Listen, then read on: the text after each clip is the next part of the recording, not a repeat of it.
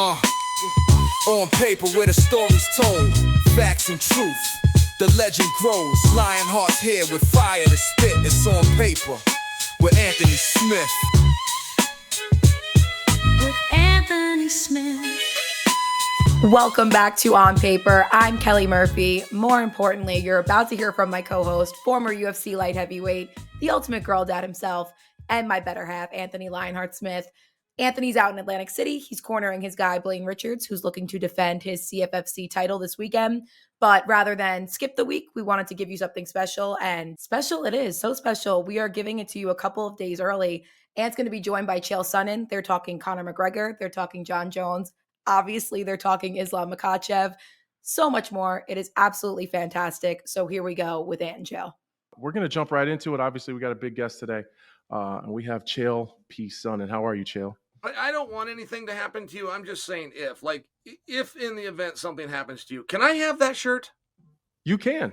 That's a great shirt. Does that have a hood on it, by the way? It does. It's like a lighter shirt with a little hood on it. It's nice. Yes. That's very fly. I would look good in that, by the way. What size do you wear, Chael? I'll get XL? you one. XL. This is the.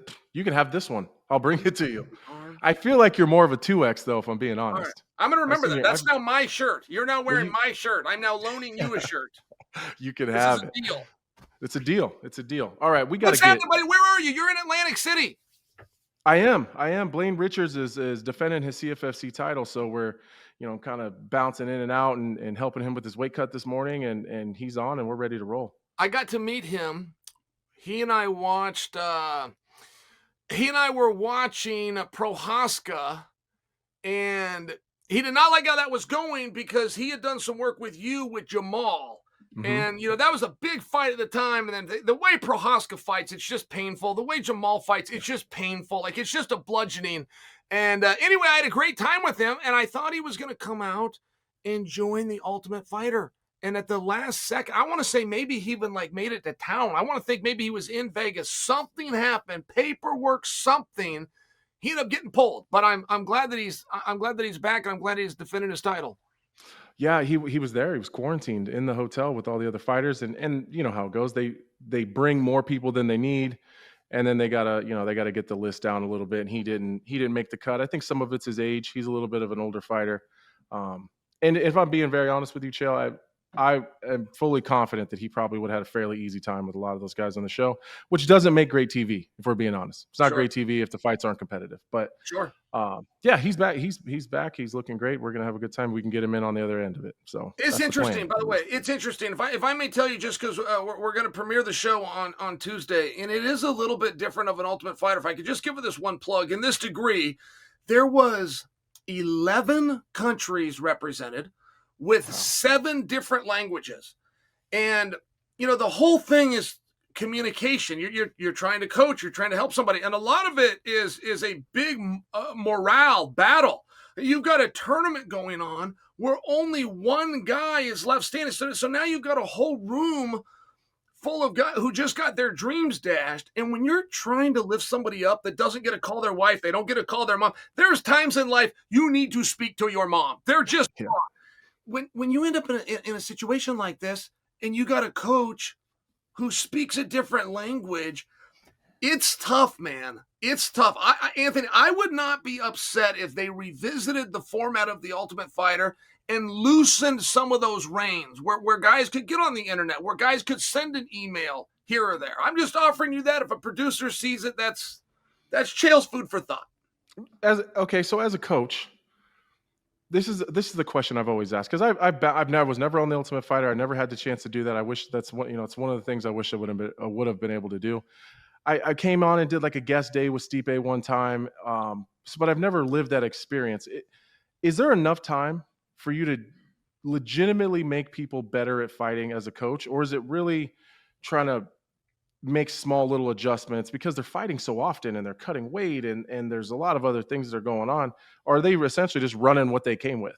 For sure, the answer to that is no. Now, the coaches will come in and take the credit, and you'll celebrate, and it's fun, and it does make you feel good. But I will tell you this: you can do the opposite, and I've seen it. You can screw a guy up. You will have enough time, and I have seen coaches grind these guys into the ground. I have seen them put them through workouts. There's one coaches, they did this stair workout, but the guys weren't used to stairs. So now everybody comes in, their legs are so shot. I mean, it took like 5 days for these guys to recover. Then they've got to cut weight. 2 of them have to fight. I mean, I'm just sharing for you. There was a guy, and he's even a friend of mine. His name's Lou Polly. But when he looks back, he sees himself, and he's even a little embarrassed of how he acted. But you can drive a guy into the ground. Daniel said that with his previous experience, the one thing that he was going to do different on this was not drive the guys into the ground. He said that he was an active fighter. So he thought, because I'm active and I'm older than them, they've got to be able to do what I can do. And it just wasn't true. He was a special athlete, special. He was a champion of the world. He was a heavyweight. And he said, man, I got it wrong. He said, and I screwed some guys up. And he really pulled the reins back. And we were in that spot too. I can tell you, when I've done it previous times, we sparred every day. And it would be varying degrees of intensity. But that was just a part of the workout. And that was not the case this time. We sparred 1 time a week. Just for example, you're there 4 weeks. So instead of sparring 30 times, you spar 4 times. And that alone is a big difference. And we took plenty of sessions off. We're just, hey, the guys need a rest. When you've got 5 coaches and you've got 6 guys, the attention that you can give them is so much different. And a 2-hour workout, it's different. If you got 30 guys in a room versus you've got 6, just the level of intensity and what you can get done. And I do think it's enough time for coaches to screw guys up. And I've seen them screw guys up. Would you do it again if they ask you to coach again? Or you Yes, I think that would. it's It's an honor, within our space. It's kind of an honor when you get that call. For whatever reason, it's an older marketing vehicle and it's been around. But there is a hard part. I almost didn't get a dog. And the reason was I had to put my other dog down. And that was such a difficult experience. I almost didn't get another dog because I didn't want to have to go through it. And when you say goodbye to these guys, I'm proud of my high school. I was proud of my wrestling team and my college. But, Anthony, there are a few things that really do bring these guys together. I mean, you want to talk about being in somebody's hardest moment. I've been out there. When I tell you these guys don't get any contact, we celebrated a Thanksgiving together on one of my seasons. One guy's wife, and they did not find out the sex of the baby, gave birth to the baby. And the producers had a meeting if they were going to let him know what the sex was. They decided to let him know and informed him, you have a little girl. He did not get a call home. We had a Mother's Day. We had 2 anniversaries, just for example. And you're there with these guys in these tough times. And as I said, only one guy comes out on top. These weight cuts are grueling. These house things are grueling. These guys are the only thing. Think about prison. You're in prison. You have nothing to do and you worry that you might have to fight. Well, in the Ultimate Fighter, you have nothing to do and you're guaranteed that you're going to have to fight. And I say that to put these guys over. I want them to get more credit. If you're a veteran of tough, you're a tough guy. Yeah, last thing on the Ultimate Fighter before I move on. I remember not understanding how quarantined they really were and how disconnected they were with the rest of the world. But so I go in and I'm talking to them and they're happy to just have any kind of interaction with someone that they haven't been living with for 5 weeks. But I pulled my phone out of my pocket to check a text. You'd have thought I pulled out $5 million. All the eyes in the room went right to me, and it felt like there's 10 guys that are ready to beat the shit out of me for this phone right now. So that was when I realized, they're disconnected big time. Yeah. But all right, Chael, do you really believe Islam Makhachev ducked and is afraid of Ilia Topuria? No, Genuinely. no. No. But I've got to tell you this from this standpoint. I think I was misquoted.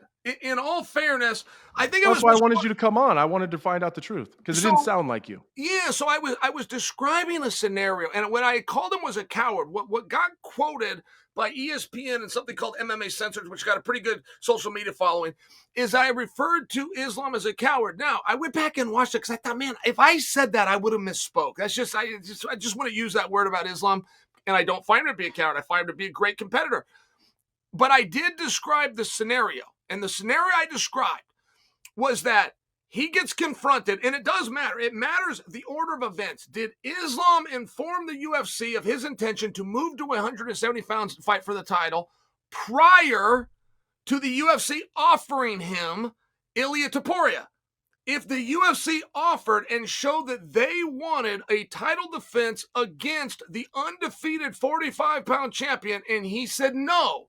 And he said no to the extent that he was willing to leave the division and be stripped, which he was. Don't forget that. They weren't stripping other guys. They have stripped. Islam is not the champion of the world right now, which generally doesn't take place until the bell rings for the next fight. And whatever those semantics are, they stripped him. So my point was, if you want out of a fight so bad that you're willing to leave a division and leave a belt, that would be a sign of cowardice for a future generation that might look back on this moment, hear interviews like you and I were doing. So that's a little bit of a game of semantics. I get it, but yeah. I was describing a situation. However, I don't have that information. I don't know which came first. And I do not believe that Islam is trying to duck somebody, but I do not believe Islam when he says if he beats Jack, he will return to fight Ilia Topuria. I do not believe the 170-pound world champion would cut back down to 155 pounds. That I do stand by. Are the days of the double champ over? It doesn't make any sense that they wouldn't use that as a marketing tool if he is to go up and has in my opinion, has a pretty good chance at being successful versus Jack.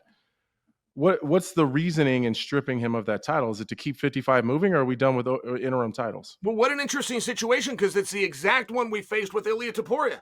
It is literally the exact one. If we're going to move Ilia up to fight Islam, and we've got the inside scoop that Ilia doesn't want to go back to 45, but we don't tell anybody. The same as when Conor moved up to take on Eddie. We know he's never going back to 45. We just don't tell anybody so we can do the belt versus belt. I mean, that's just how this is done, but that's not how they did it.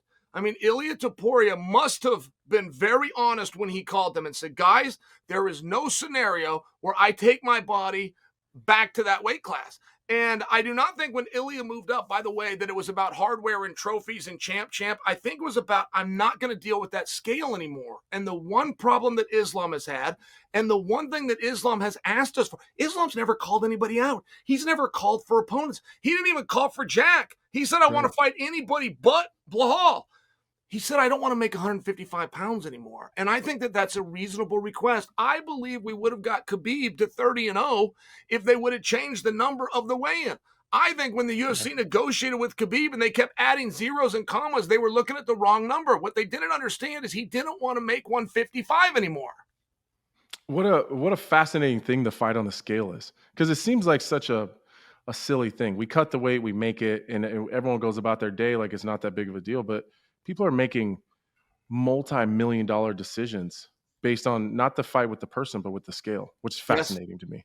I believe it's the number one reason that people in our sport retire. They say various things, or they say they contract, or I have enough, but I believe the real thing, because it represents a lifestyle. It's just, do you want to do that lifestyle? Do you want to go to bed hungry? Do you want to get up in the morning and to get that extra run? And do you want to do those things? And that's the tough part. There was a wrestler that I admired when I was growing up called Jon Smith. He's the greatest wrestler of all time. But Jon Smith, when he retired, winning 2 Olympics, or when he retired, he could still win the Worlds and Olympics. And everyone knew it. He'd go in the practice room and kick these guys' ass. They said, John, why don't you do it? And he said, I'm not against winning the Olympics, and I don't question I can do it. He said, I'm against working as hard as it would take to be able to wrestle in the Olympics. And he was just talking about the scale. And that was way back in 1992, but it's something that I remembered. And I've seen other guys do it. I've seen other guys just kind of get lost in there and go, man, this lifestyle is too hard. I had a very similar interaction with David Taylor when he was kind of bouncing the idea of fighting. He was kind of doing some MMA training in between wrestling. And it seemed like he was backing off a lot of his competitions. And I remember asking him, like, because he said, I'm not doing this one, but I am going to go to the pans, and then I'm going to do this. And I said, why aren't you doing the other ones? And he goes, it's just a lot. And it was fascinating for me, again, to see a guy that's so good at something kind of be like, I just don't really feel like doing that anymore. So I felt like maybe that's the road he was going down. So if the scale is a lot of the issue with getting people in there at certain places, what are we running into with Jon? Because I've been saying, I think if Aspinall sat back and kind of just was quiet and just I feel like once the game is over for Jon and it's not fun to just mess with Aspinall and just drive him crazy, I think once the game is over, Jon will fight. but I think he's having too much fun driving Aspinall absolutely crazy. That's exactly how I see it. I would Perfect. love to use this as an opportunity to be my usual dick of a self towards Jon. I just don't buy that Jon Jones is afraid to fight somebody. I just don't buy that he's going to let him take the belt away. I don't buy that he's made enough money that he can walk away. I don't think it's even an option. I think that he's got to fight, and I think that that's just fine. But I'm sharing with you that I think you're right. I think he's having a little bit of fun with them. And who knows how far he'll take it. I mean, if Jon Jones doesn't want to fight Aspinall, he doesn't get a fight anymore. That is the UFC's policy, not to mention he's a champion. That's the way it works. Well, if you just want to fun and have troll, he could fight again at 205. He could come out right now and call out Alex Pereira, and all of a sudden you've got a completely different headline. And I realize it's a troll move. I'm just saying he's not completely out of these fun little cards. You know, he can pull out of his sleeve. And I do think he's having fun when he says, I'm not retired, but I'm doing other things. And he jumps on a moped and he's drunk in Thailand. I mean, only Jon Jones can do this. If you're an aspiring fighter or you're a coach of a fighter, generally you can look at someone successful and copy what they did and get a pretty similar result. Do not copy Jon Jones. You will not get the same result. All right. There's only one Jon Jones, and that's just the truth. Yeah, I tell the young guys in the gym when they ask for advice, I said, you can't have any baby mama drama. You got to have a job. You got to work full time so you're not fighting for money. You got to stay in the gym. You got to do this. And everyone always says, well, Jon Jones does it. Yeah, I don't really have an answer for that. You're right. He's the anomaly. He's the exception. Absolutely not the rule. There was a guy, Anthony, you're too young to know this, but there was a guy called Dennis Rodman. And you'd have been about 3 or 4 years old when this guy, he was on the Bulls and he was setting the world on fire, but he was kind of the first to let loose and be crazy. And we really never saw it again for about 25 years. And then Jon came around. And Jon knocked it out of the park when he told Daniel Cormier, I was high on coke and still knocked you out. When he delivered that line, that was the change from babyface to heel. And I happened to be there. And that crowd was behind him. They loved it. You just don't see that. It was so counterculture. I like it when Jon does it. Hey, are you seeing what they're doing with Kyle Snyder? Have you read about this? Oh my gosh, dude. Why? Here's what I get. It's I understand. too much. He broke the rules. He broke the law. I understand that. It's wrong. He shouldn't have been doing that. Did we have to wait all the way to the point where he had no goddamn pants on? And then perp walk him, and he's on camera with the cops with no. You could have arrested him before his pants were off. Oregon. I wonder if they did that to everybody else. In Oregon, the show Cops, you might remember, was very popular. Yeah. In Oregon, when we would do a sting, what our law is if you get the Jon to say the words, to say, I would like a sexual act in exchange for money, boom, that's when the boys in blue come in. You've got him. Walk him in front of the judge, get your $250 fine. Yeah. In Ohio, apparently it's a higher standard. So she goes into the bathroom. He derobes. They come in with, it's too much, bro. It was a $200 fine. They humiliated him. That's what's crazy. It's not like he's going to prison. He's not going to prison. It's a $200 fine. And then they go and they release this for the world to see. Safe Sport cuts him. He's got to go and take online classes. He's got to give it a pause. He's humiliated. It was too much. I mean, a pound of flesh, right? It was too much.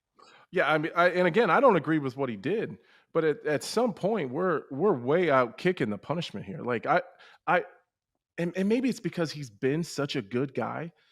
I felt bad for him. Me too. I felt really bad for him. Like if it had been someone else, like yeah, it's a regular old piece of shit. But man, you almost start making excuses for him, don't you? Like, well, maybe him and his wife aren't getting along, and he's just trying to find a relief.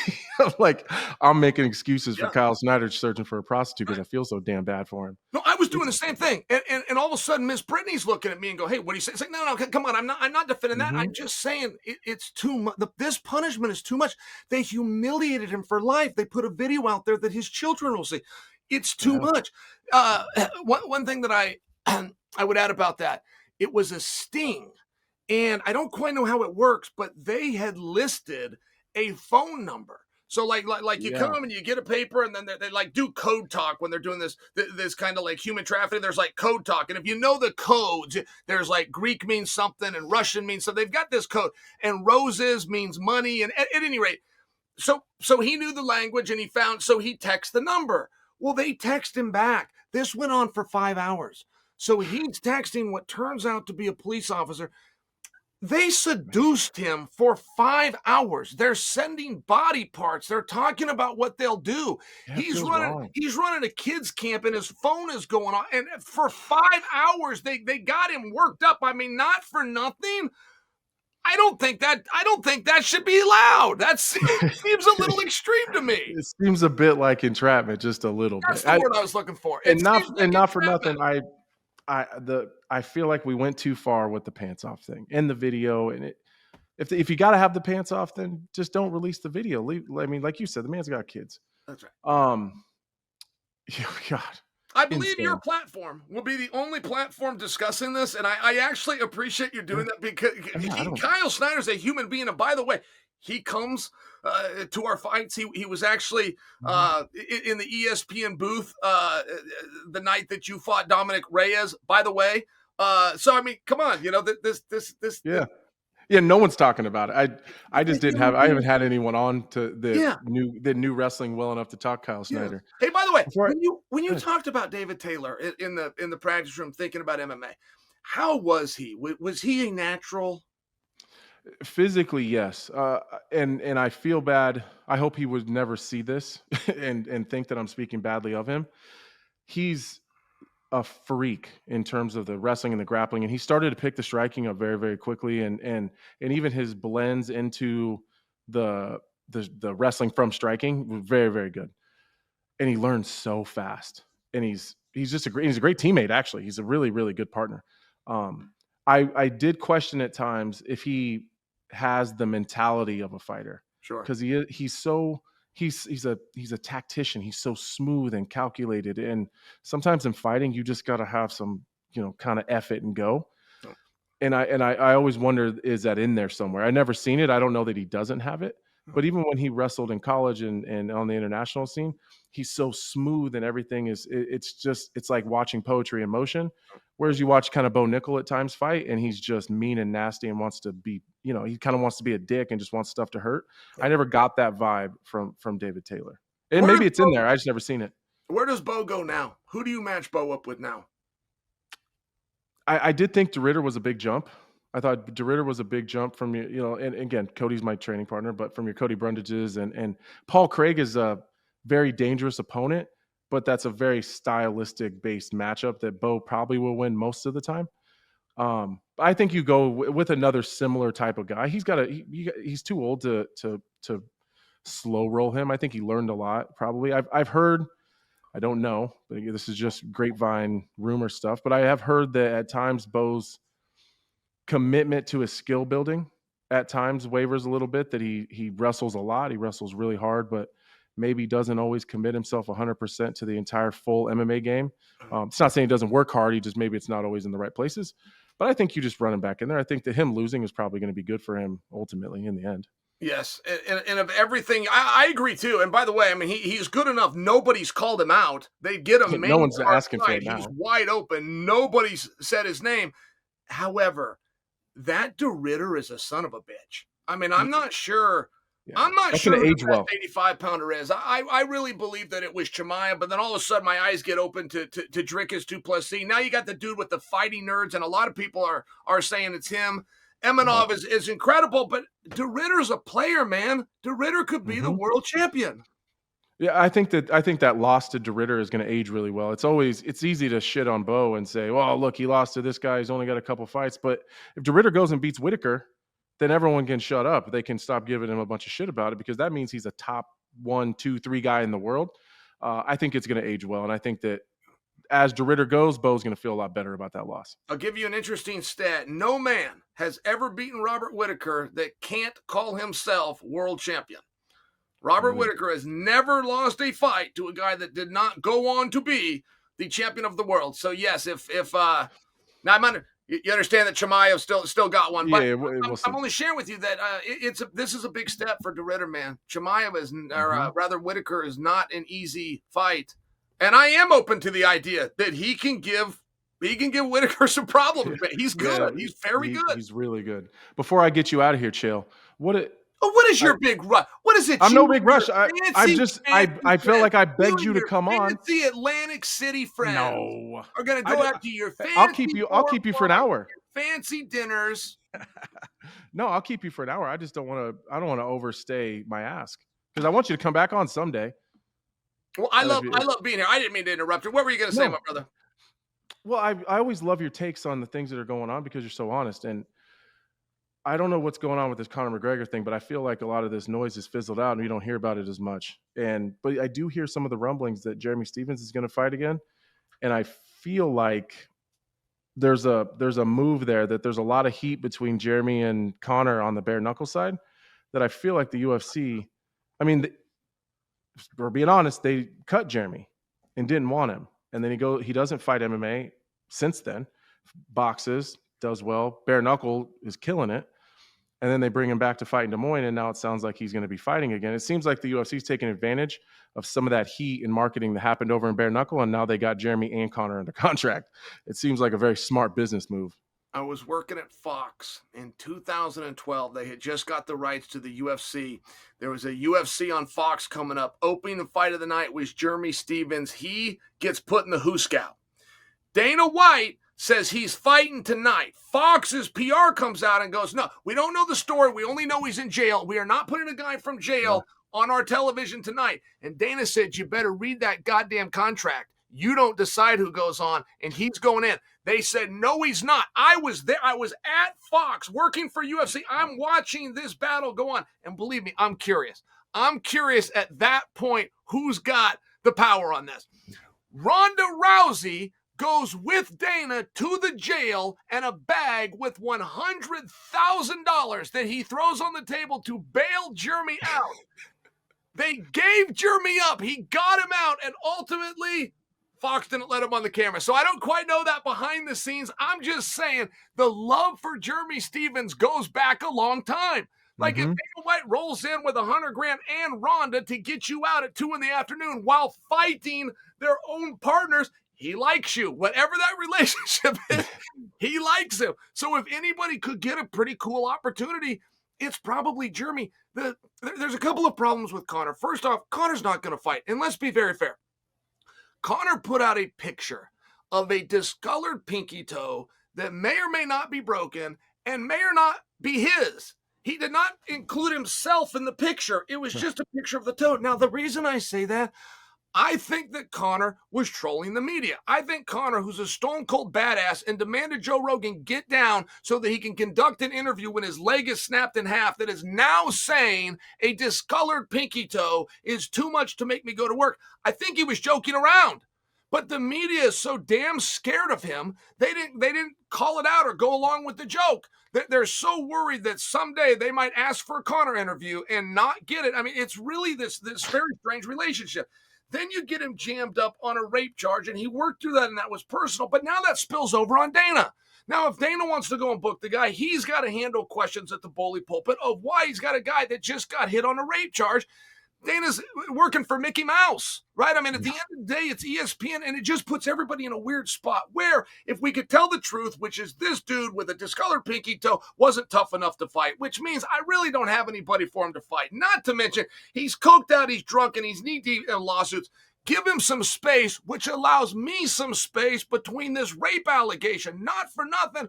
We don't need him. We can't book him, but neither can bare knuckle. Everybody needs just a minute.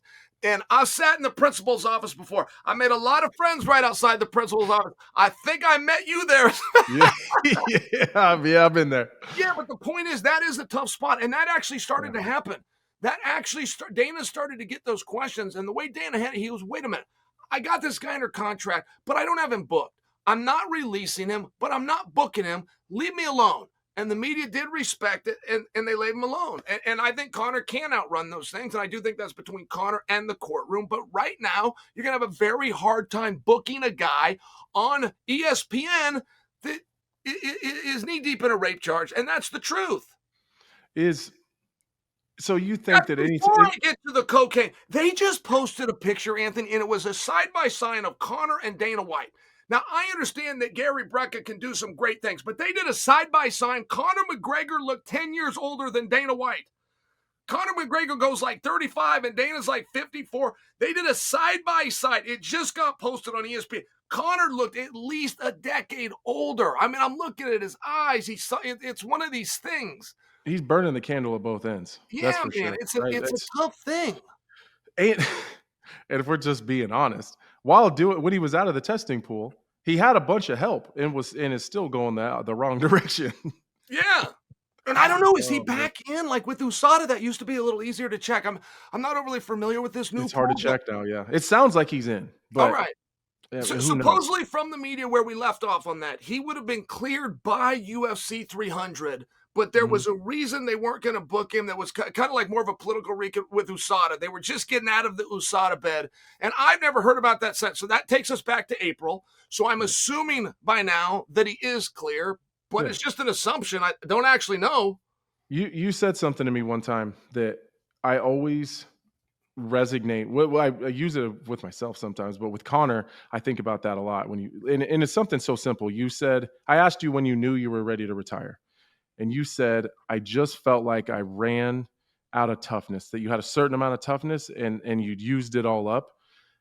And sometimes I see Conor almost like he's trying to create more. Like, I think he wants to. I think in his head, he wants to. But then when it comes time to do it, the work, the training camp, the actual action of it, sometimes I feel like it doesn't know what he wants. I think he thinks he wants it until it's time to get it.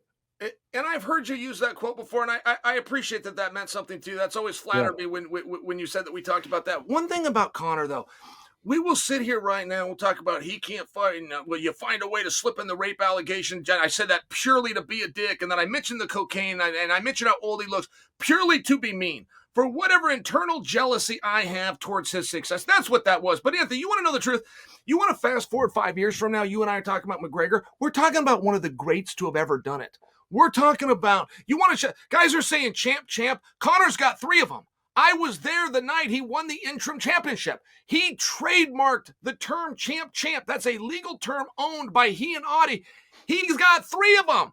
He won so damn many world championships, he forgot. He beat Chad Mendes and was the interim. He beat Jose Aldo and had the 45. He beat Eddie Alvarez and had the 55. He is the champ. I mean, I'm only saying that's how good this guy was. But the toughness was always in question.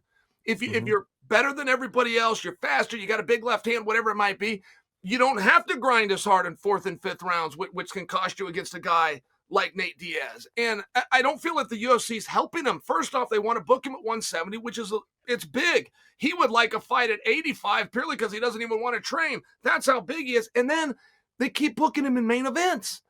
It's like, hey, help a guy out and give him 3 rounds. 3 rounds. There's not a reasonable person that can take that many years off with a leg injury, not to mention the booze, the coke, and the lawsuits, that can return to the 5-round club. He couldn't do 5 rounds back when he was training and doing everything right. That's okay. There's different kinds of athletes. Help him out. You give him a 3-rounder with somebody like Chandler, you and I are having a different conversation. Can Conor come out? Can he steal a round? Now he's only got to win 7 minutes. He got to win 7.5 minutes, and all of a sudden there's ways to win a fight. But a 5-round contest against anybody under contract in the UFC, there's not one person that Conor can beat. Not one person under contract that he can beat right now. Which is not crazy in 5 to rounds. say. I've gone through the 55. We've had these conversations. A year ago, I went through the entire rankings at 155. I couldn't find one person that I was confident Conor would beat, which is, it's crazy to go from being what he once was to now we're struggling to find people he can beat. You know who he can't beat? Patchy Mix. That's who he can't beat. How did you feel about that? Because you're a jiu-jitsu guy at heart. Patchy Mix is good, man. He just I'm so glad he got signed. You know, he went through a very hard thing and he did everything right. Then he finally kind of made it public with the PFL. And I feel like the PFL has been very honorable. They're putting this hard spot. They got all these contracts that they inherited. They're trying to put on enough events. Then you've got a budget. So when guys speak up, and they even did this with Bader, they just said, hey, listen, if you think you have better luck, please go ahead. I appreciated that with the PFL and thought that they deserved a little bit of credit instead of an insult. But I love that Dana picked him up, not to mention Pitbull.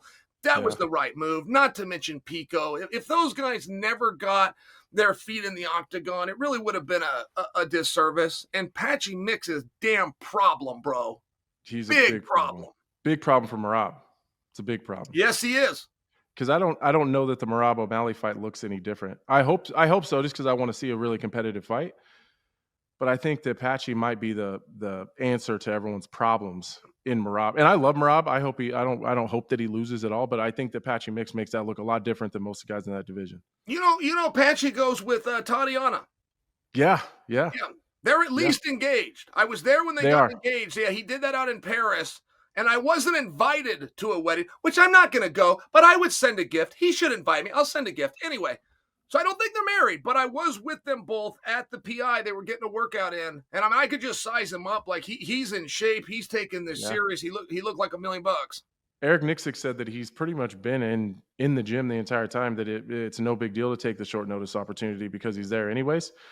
And I feel like he gets a little bit of a dry run a few times being with Tatiana. Like he's in Vegas. He recognizes a lot of the people in the back. He understands the system that I think that's going to help those UFC those octagon jitters that I think people get, because he's very familiar with the system and how it works. I think he's gonna have a breakout performance, to be honest with you. Where do you stand with Nate Diaz? Personally? Yeah. I don't think he likes me very much. Oh, really? Okay. I don't think he likes. You know what? Which hurts my feelings, Chael. Because it would hurt you. Yeah, it would. I think Nate Diaz is so goddamn cool. I think he's so cool. And agreed. I don't know what I said about him, but there's been a few times where he's tweeted about me. I don't think he likes me very much. Okay, here's the deal. Somebody attacked him in Thailand. That's what I hear. Did you see this? I seen a little bit of the video, and our old friend Jon Jones is kind of in the mix there too, which is the weirdest duo I've ever seen in my whole life. They're doing like a version of Ultimate Fighters. This is what Daniel told me. Daniel actually was offered that. And it's a different company, not UFC, but like a version of the Ultimate Fight. And it was Daniel versus John is what the offer was. Daniel couldn't do it because he was doing the actual Ultimate Fighter. Nate, I don't quite know how this works. I'm just kind of setting this up for the audience. But I think if they attack Nate again, you, Gilbert, and I get on an airplane just like Conor did. We go back Nate up. Now, we're going to have to deal with Thailand jail, and so there's kind of going to be some rape and some weird stuff for a while. But we will get headlines, and I say we back him up, and that will change your relationship with Nate. What do you think? I think he'd like us both. I think he would. I think, okay. They mess with him, we get on a plane with some cameras, and we go back him up. Absolutely. I'm in. Boom. I'm in. We book a flight. Chael, thank you so much for coming on here, hanging out with me. You've had it with me. Okay. You and your fancy schmancy friends. Go have your fancy schmancy dinner. I'll be sitting here all alone. The cold dinner and a slow nag. Goodbye. There's no way it's a cold dinner. My lawyer will be in touch. Okay. Chael, you can go now.